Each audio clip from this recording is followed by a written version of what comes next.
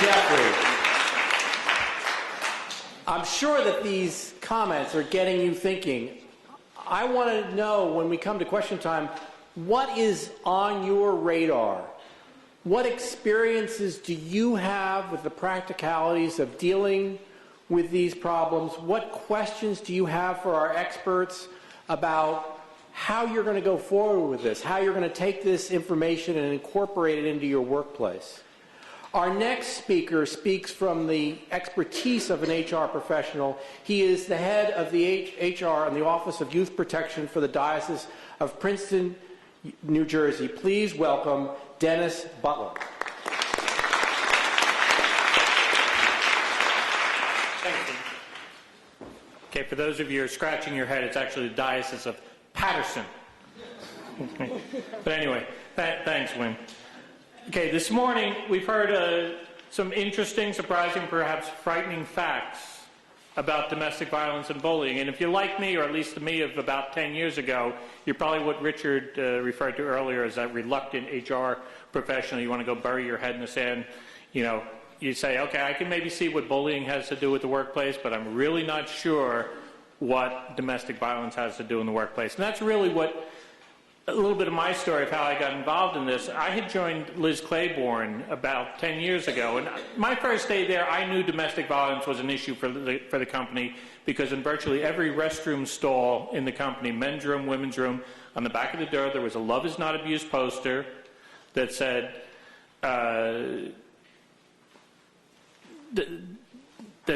break the cycle of violence, here's the National Domestic Violence Hotline, and here's the EAP number. I said, that's good, not a workplace issue, but if I ever need to know where the numbers are, I know where to find them. Okay? About 2 years later, I get a call from Jane Randall, who was then the head of the Love is Not Abuse program, and she was getting ready to go talk at an FBI symposium on family violence and domestic violence, and she said, Dennis, as the head of employee relations, how many cases of domestic violence have you handled in the 2 years that you're here? I stopped and I thought, I said, I haven't seen any. She said, well, that's impossible. She said, we're almost 8,000 employees. We're about 70 to 80% women, and about 1 in 3 women is at some time in their life a victim of domestic violence. How could you not have seen any? I kind of shrugged my shoulders and said, okay, well, call me a liar, but I haven't seen any. She goes off to her FBI symposium, comes back all pumped up, says, look, we got to get this message out there. This is an important issue for HR. I said, time out, Jane. She said, why? I said, because in the couple of weeks since we last spoke, I got a call from one of our HR journalists who said, Dennis, we have a woman in one of our areas. She's highly talented, rising star, recently promoted. We really value her work. But lately she's calling out sick a lot. She's very short with her coworkers.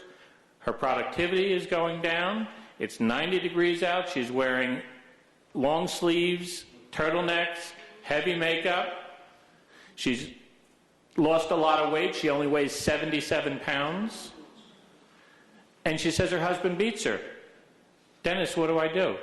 I said, I don't know. Call Jane. She's the expert. Okay? And what we're talking about now, too, is intimate partner violence. Okay? That's really the behavior. And Richard alluded to this before. It's not always just the violence. It's the impact of that violence as it interferes with the workplace. And who's affected by DV at work? I'm not going to give you statistics of 1 in 1,000, 3 in 2,000, or whatever it was. I'm going to tell you there was a survey a couple of years ago by the Corporate Alliance to End Partner Violence that said that 1 in 5 working adults, men and women, at some point in their life is a victim of domestic violence. 1 in 5. Okay, so I look out at this room, there's probably 150 people here, there's probably 30 victims. If you haven't been, you likely will be. That's real. Over half of the survey respondents said they knew somebody who was affected. Almost half had experienced the impact of domestic violence at work. And almost half of them knew a coworker who was actually a victim. And it's interesting because a lot of people think that this is a blue-collar problem. It hits certain socioeconomic, educational sectors. No, it's an equal opportunity problem. It goes across all educational levels, all socioeconomic stratas. And when a victim's seeing, and these are some of the things you may have heard, I took time off to enable the bruising to go away.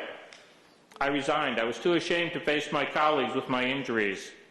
I applied for a promotion and put my life into that interview. I knew that was the only way I could move to another part of the country and escape.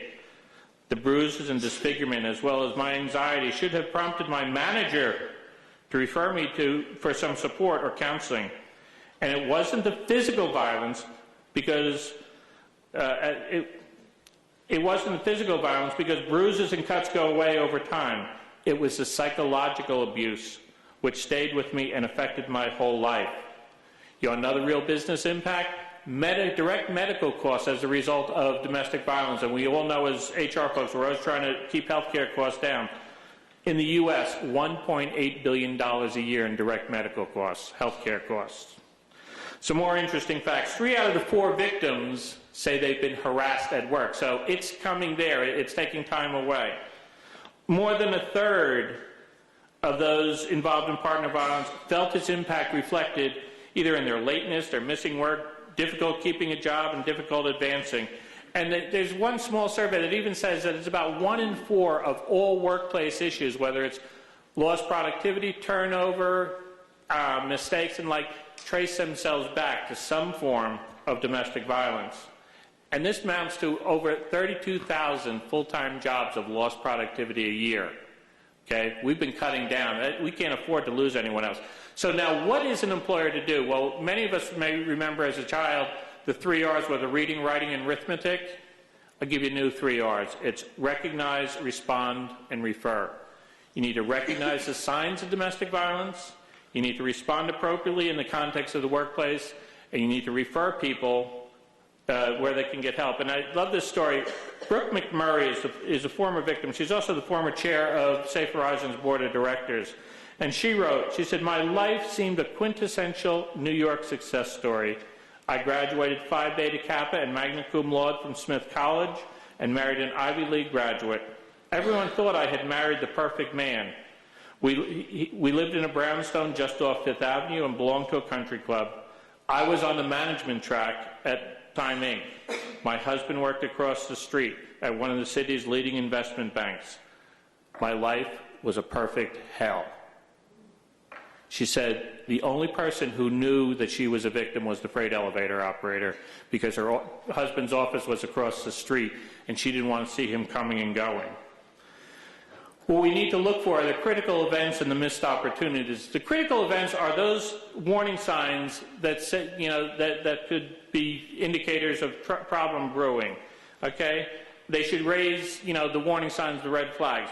And the opportunities are those missed opportunities are those chances where we could have said something but we didn't do anything. And there was a case in Canada a few years. Laurie DuPont was a nurse at one of the hospitals up there, and she was dating an anesthesiologist. Long story short, it ended in the parking lot with a murder-suicide.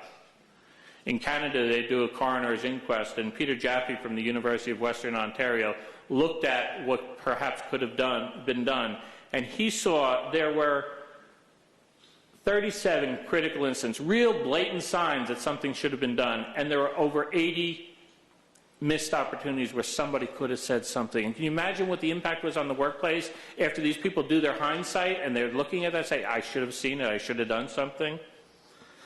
Recognizing what it looks like. I'm not going to run through all these, but in your handouts you should have a brochure. It's either going to be green or brown. They're the same brochures, but they're just 2 different versions of it. They'll give you a lot of the signs of domestic violence in the workplace, the bruising, the sudden changes in behavior, okay? Those things you need to look for. You'll see them. Once these were brought to my attention, rarely was a week that went by that we didn't have a situation involving potential domestic violence in the workplace. What's more insidious, though, is trying to find abusers. They look like you, they look like me, they could be wearing 3-piece suits, they're, like Brooke's husband, successful investment banker. They tend to hide it. Somebody would say, why even look for the abusers? You won't see them. But there's some signs there. They're using our phones, they're using our materials, they're calling out late, they seem perfectly normal. But in that brochure, there's more information about it. Okay? responding appropriately. What are we supposed to do? We're not psychotherapists. We shouldn't be doing that. So as a workplace, as an HR professional, you can think about doing this, and some of the websites that are in the handout will go through these. But the first step is to establish a multidisciplinary response team. This could be HR, possibly legal, possibly safety. You can involve local subject matter experts from your EAP, local women's advocacy groups, because putting their heads together, they can respond appropriately. So maybe one manager won't see one of these, but as you get this group together, you'll see everything. You'll be able to identify where there are training needs, where there are trends, and how do you come up with an approach to do it. Next, you want to develop a corporate policy on domestic violence. How many of you have violence in the workplace policies? How many of you have domestic violence in the workplace policy? Not anywhere near as many. There are two approaches. You could incorporate DV concepts into your workplace violence in the workplace policy. I prefer, and you've got a sample of it, a domestic violence in the workplace policy. My reasoning for that is, if you look through this, there's a lot more help in here. It says we won't tolerate it, but it also provides help to victims and resources that they can go to. On the back page of that are some websites that have more resources for you as well.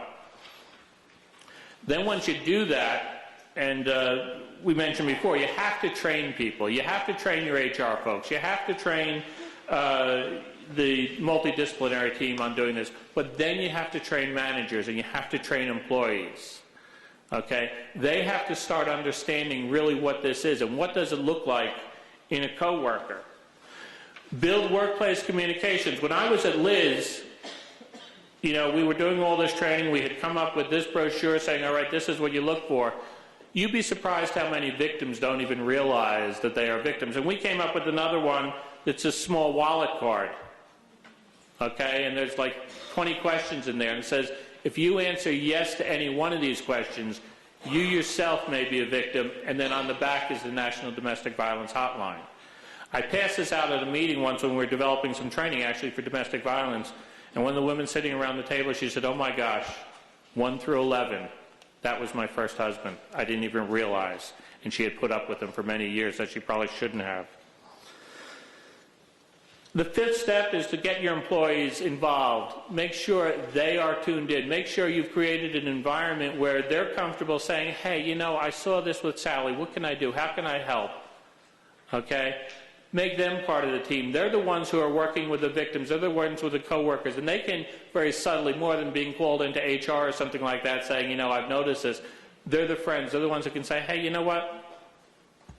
You may want to read this card. Take a look at this card and get yourself some help. You get them involved. And then once you've got it up and going, don't be stingy. Give back. Talk to others in the community. Let others know what you're doing. And the final step, and the final R, is refer. Again, you are not psychotherapists. Refer them to the experts.